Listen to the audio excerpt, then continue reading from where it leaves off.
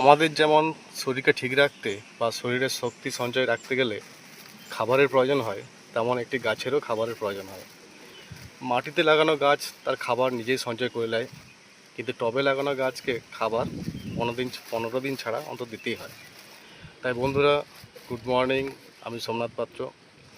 আজকে আমার বাগানের কিছু গাছকে দেখাবো যেখানে খাবার দেবো আমি, সেটাই দেখতে থাকবো। বন্ধুরা, 3 রকমের সার নিয়ে এসেছি। 3 রকমের সারের মধ্যে এটা হচ্ছে ফসফেট, আর এটা হচ্ছে পটাশ, আর একটা সার, এটা অনুখাদ্য টাইপের বলেছে, জানি না আমার ঠিক। এটা নতুন নিয়ে এসেছি, এবারে দেখা যায় গাছে দেবো, প্রতিটা গাছে অল্প অল্প করে দেবো। আর দেখো, এই আমার ড্রাগন গাছটা এবারে সেভাবে যত্ন করা হয়নি, গাছের গোড়ায় অনেক ঘাস জমে গেছে। তা সত্ত্বেও দেখো, কোনো যত্ন ছাড়াই কেমন ফুল হয়েছে, দেখতে পাচ্ছ ফুলগুলো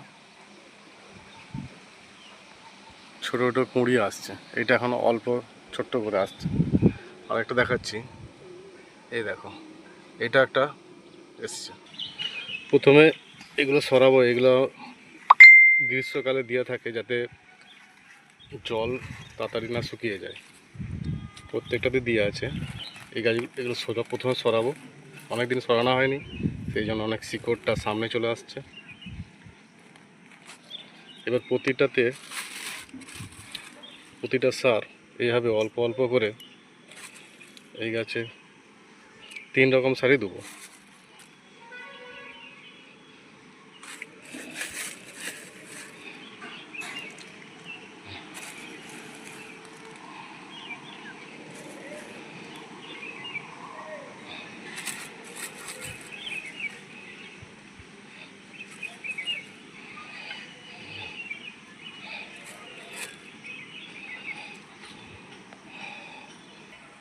সারটা দেওয়ার পর এরকম কুপচি দেবো, কুপচানা হয়ে গেলে